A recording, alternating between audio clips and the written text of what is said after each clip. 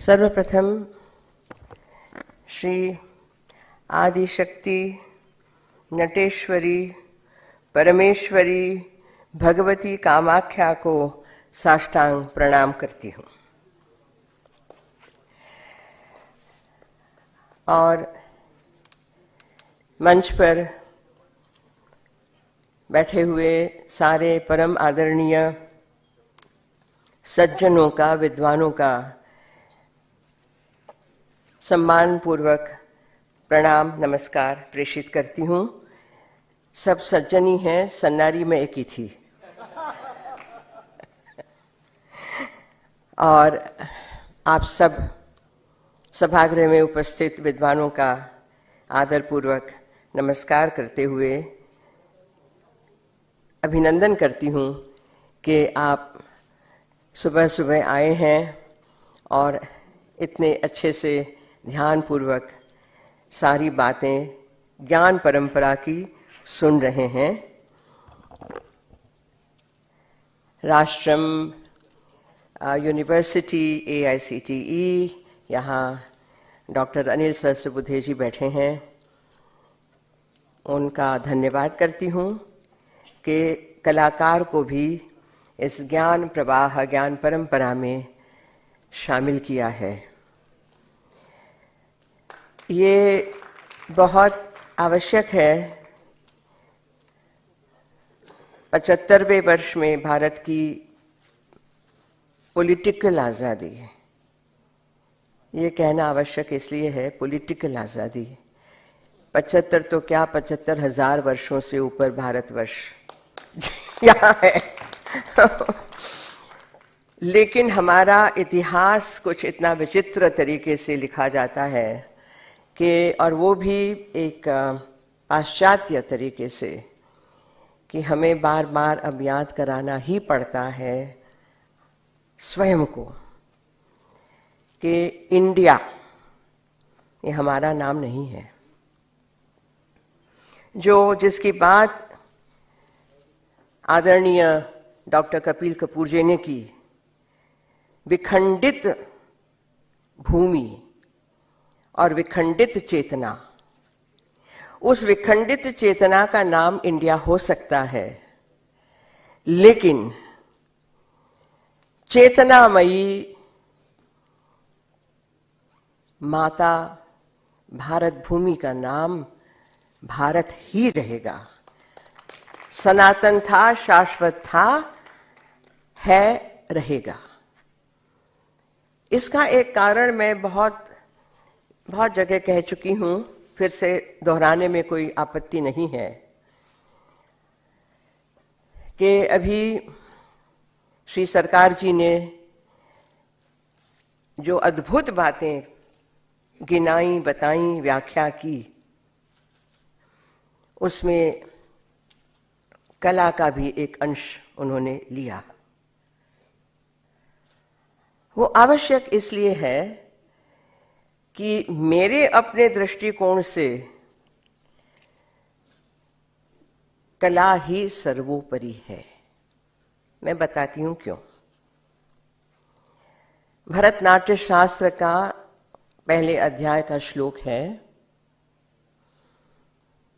न तज्ज्ञानम न तत्शिल्पम न सा विद्या न सा कला ना सौ योगो न तत्कर्मम नाट्यस्मिन् यन्न दृश्यते। बहुत साधारण भाषा में नाट्य कला जो है, परफॉर्मिंग आर्ट्स, यहाँ पर भी कला में जो भेद है वो समझना आवश्यक है। चित्रकला है, स्थापत्य कला है, शिल्प कला है, बहुत सारी कलाएं, हैंडलूम, हैंडीक्राफ्ट सब हो रहा है। लेकिन जिनको हम दर्शन कलाएं कहते हैं, जिनका आप दर्शन कर सको, द 3 डायमेंशनल परफॉर्मिंग आर्ट्स, वो अपने आप में एक अद्भुत चीज है भारत भूमि में। और मैं विश्व के 90 देशों में भ्रमण कर चुकी हूँ, कई देशों में 4, 5, 10 अवसर से ज्यादा। लेकिन भारत की कलाएं जो हम विद्या कहते हैं। देखिए, विद्या और कला में फर्क नहीं है। विद से विद्या, जानना, समझना, आत्मसात करना। तो जो भारत भूमि की विद्या कलाएं हैं वो विश्व में नहीं है, ये हम गर्व पूर्वक डिक्लेयर कर सकते हैं, क्योंकि भारत, भाव राग ताल, भारत, भारत का प्राण है ये। बाकी भूमि शरीर है, लेकिन प्राण शक्ति जो है वो ये कलाएं हैं, ये विद्याएं हैं। आप बता रहे थे हमारे डॉक्टर कपिल कपूर जी और मिनिस्टर जी ने भी बताया, हम सब जानते हैं कि भाषा भले अलग हो, प्रांत प्रांत में और 10-10 कोस में भाषा बदलती है, लेकिन जो एक सुनहरी सूत्र है जो इस भूमि को आसेतु हिमालय और पूर्व से पश्चिम तक जो जोड़ता है, जिसने बांध के रखा है, वो है संस्कृति। भारतवर्ष की संस्कृति में भाषाएं, दर्शन यानी फिलॉसफी, और उस दर्शन को साक्षात करने वाली कलाएं ये जुड़ी हुई हैं। क्यों नृत्य के हजारों प्रकार हैं, लोक संगीत हो, लोक नृत्य हो, जनजाति के संगीत नृत्य हो, शास्त्रीय भरतनाट्य शास्त्र पे आधारित नृत्य संगीत हो, नाट्य हो, नाटक हो। यहां तक कि भरतनाट्य शास्त्र में प्रेक्षागृह यानी ऑडिटोरियम कैसे बनाना चाहिए, इसके बड़े लंबे विवरण हैं। गोल कहाँ होगा, अर्धगोल वर्तुलाकार कहाँ होगा, मंडलाकार कहाँ होगा, चौरस कहाँ होना चाहिए, त्रिकोण कहाँ होना चाहिए, यानी कुछ बाकी नहीं। वाद्यों के प्रकार, नृत्यों के प्रकार, अंग पूरा जो शरीर है जो आप लेके बैठे हैं। जैसे कहा गया कि मानव शरीर 84 लाख योनियों में एक बार मिलता है और उसको सार्थक करना ये हमारा काम है। पहले ही कीर्तन शब्दवाणी में कहा गया, सार्थक करने का क्या अर्थ होता है ये हम जानते तो हैं, लेकिन रोजमर्रा की जिंदगी में उसको उतारना थोड़ा मुश्किल हो जाता है। क्यों होता है? क्योंकि फिर मैं आती हूं कि जो अंग्रेजी राज हम पे थोप के गया, उस मानसिकता से हम छूट नहीं पाए हैं, और नेशनल एजुकेशन पॉलिसी एक बहुत बड़ा भारी जाइगेंटिक कदम उठाया गया है। लेकिन अगेन प्रोफेसर कपूर कह रहे थे कि एक झटके में, तो मैंने अनिल जी को कहा लोकतंत्र में झटका नहीं हलाल ही होता है, धीरे धीरे धीरे धीरे लेकिन हम सब की ये मनीषा है, हम सब की इच्छा है, मनोरथ है, हमारे स्वप्न हैं कि इसको जल्दी से जल्दी लागू किया जाए। और सरकार जी को मैं एक छोटा सा कि राज्यसभा के कॉरिडोर में मैंने धर्मेंद्र प्रधान जी को पकड़ा। मैं पकड़ने में उस्ताद हूँ। जैसे नृत्य के द्वारा, संगीत के द्वारा हम प्रेक्षकों का मन हृदय पकड़ लेते हैं, तो मैंने उनसे पूछा कि क्या pan India international schools, private schools, public schools, convent schools वगैरह वगैरह वगैरह, इन सब पे लागू होगा क्या? उन्होंने कहा हाँ। Am I right? Yes, yes. I'm waiting to see that day, sir. Convent school में पढ़े हुए बच्चे, कई मेरे पास शिष्याएं आती हैं, पहले तो उनके माता पिता को ठीक करने में मुझे थोड़ा समय लगता है। उनकी मानसिकता पे ऐसे चूना चढ़ाया हुआ होता है, उसको धुलने में समय लगता है। उसके बाद उनको बातें समझ में आती हैं। तो कितना समय बर्बाद होता है। एक दूसरा कि यही हमारी पीढ़ियां आगे इन बातों को लेके जाएगी, जा रही हैं, लेकिन ज्यादा से ज्यादा मैंने देखा है अच्छे खाते पीते घरों के बच्चे तुरंत अमेरिका, तुरंत ऑस्ट्रेलिया, न्यूजीलैंड, यूके भाग जाते हैं। ब्यूरोक्रेट्स के बच्चे भी, आई एम सॉरी टू से, और पॉलिटिशियंस के भी। पहले तो सरकार नियम बनाए कि नहीं जाएंगे, मानते हैं आप लोग? पहले सरकार नियम बनाए कि ब्यूरोक्रेट्स, पॉलिटिशियंस के बच्चे बाहर पढ़ने नहीं जाएंगे। इट्स अ चैलेंज, क्योंकि उन्हीं से ये दृष्टांत लोगों में आता है। वो जाए तो हमारे बच्चे क्यों ना जाए। खैर, ये तो एक साइड, मैंने असाइड कहा है। अब मैं इस परंपरा की अक्षुण्णता, अखंडता के बारे में थोड़ा सा इसलिए बताना चाहती हूं कि अभी बहुत सारी बातें हुई, मैथमेटिक्स की बात हुई, तो हमारी जो कला विद्याएं हैं उससे ज्यादा गणित का साष्टांग दर्शन आपको कहीं नहीं होगा। ताल प्रमाण, the system of rhythmic cycles 108 हैं।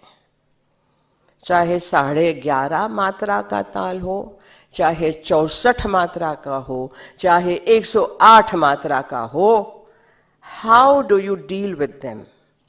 आप उसको कैसे बजाएंगे, उस पर कैसे नृत्य करेंगे, उसके ऊपर कौन सी बंदिश गाएंगे, ध्रुपद गाएंगे, धमार गाएंगे, क्या गाएंगे, और वो कब तिहाई लेकर, 3 बार तिहाई लेके आप सम पे फाइनली आएंगे। सम बराबर, इक्वल, इक्वलाइजिंग मात्रा।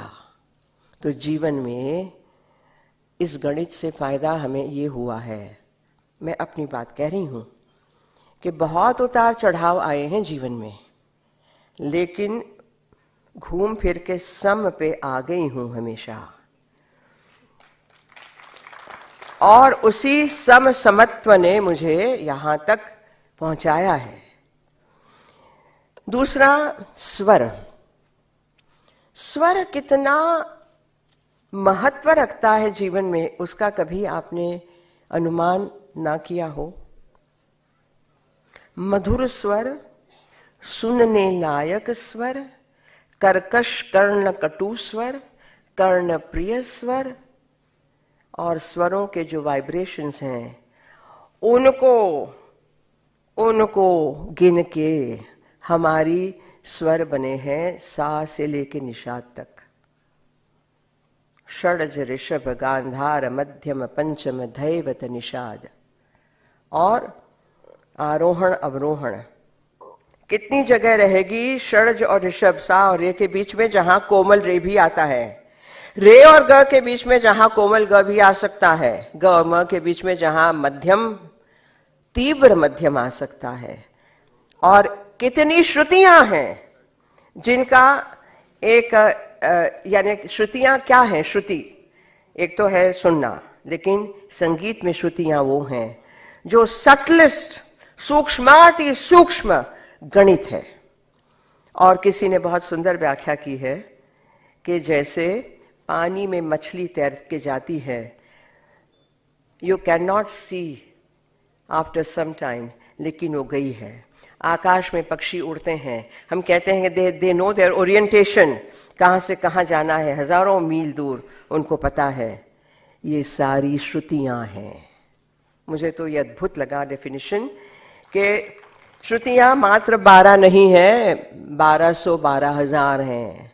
और उसके जो मूड्स हैं, उन मूड्स, उन भावों से राग बनता है, और वो राग सुबह सुबह शिव महादेव की पूजा में नट भैरव, बैरागी, शुद्ध भैरव, इसमें गाना आता है ललित सुबह 4 बजे, रात को मालकंस जय जयवंती, दोपहर में सारंग। ये यानी आप गा के देखिएगा तो पता चलेगा। इसलिए मैं कह रही हूं कि सभी के जीवन में थोड़ा नृत्य, थोड़ा संगीत होना ही चाहिए। नृत्य क्यों होना चाहिए? मैंने पहले ही कहा कि शरीर है, सबके शरीर है, बैठे हुए हैं सब लोग, जहां देखिए वहां शरीर ही शरीर घूम रहे हैं। कितने हैं? 150 करोड़ जल्दी हो जाएंगे शरीर भारतवर्ष में, शरीर। लेकिन शरीर क्या है? शरीर वो यंत्र है जो आपको उस गति से उस जगह पहुंचा सकता है। शरीर आपका व्हीकल है, आपका वाहन है। शरीरम आद्य खलु धर्म साधनम। शरीर के बाहर तो आप सोच नहीं सकते, आपकी खोपड़ी, आपका दिमाग भी शरीर के अंदर है ना, बाहर नहीं है। तो आपकी बुद्धि, आपका अभिमान, आपका ज्ञान, आपकी विद्या, सब इसी शरीर में है। इस शरीर को संजो के रखना, स्वच्छ रखना, शुद्ध रखना, बलिष्ठ रखना, ये हमारा कर्तव्य है। कितने करते हैं? जबकि भारतीय नृत्य में ये ऑटोमेटिक है, बिकॉज इसी शरीर से हम नृत्य करते हैं, इसी शरीर से हम भाव दिखाते हैं, और इसी शरीर को लेकर हमारे मंदिर बने हुए हैं। 1/3, 2/3 जो हमारा मेजरमेंट है शरीर का, उसी से मंदिर बने हुए हैं। उसका जो शिखर है वो मस्तिष्क है। अंदर गर्भगृह है, वो हमारी नाभि है, जो सूर्य स्थान है, जहां से पूरी ऊर्जा फैलती है शरीर में। इतनी सुंदर बातें जो बिल्कुल सहज हैं, सिंपल हैं, उसको यदि हम नहीं समझते हैं तो मैं कहती हूं कि हमारा जन्म सार्थक नहीं है। और इसीलिए बहुत अच्छा हुआ कि न्यू एजुकेशन पॉलिसी में ये दिया गया है कि आप मैथमेटिक्स के साथ वायोलिन सीख सकते हैं, नृत्य सीख सकते हैं, फोटोग्राफी, यानी एक जिसको पश्चिम में लिबरल एजुकेशन कहा गया। ये लिबरल एजुकेशन आपने कहा, मिनिस्टर साहब ने कहा कि हमारे गुरुकुलों में तो था ही। इसी बात पे मैं ये कहना चाहती हूं कि sir, is it possible to make our schools like gurukuls? सरकार ji, I am addressing you and Meghwal ji, is it possible to make our schools like gurukuls? ये थोड़ा फर्क है, और आप समझते हैं मैं क्या कहना चाहती हूं। तो वहां जो गुरु शिष्य परंपरा, हमारी पुरातन सनातन गुरु शिष्य परंपरा है, जिसमें मैं सीखी हूं, और मैं सिखाती भी गुरु शिष्य परंपरा के तहत ही। मैं कोई सर्टिफिकेट नहीं देती, क्योंकि किसी गुरु ने मुझे कोई सर्टिफिकेट नहीं दिया था।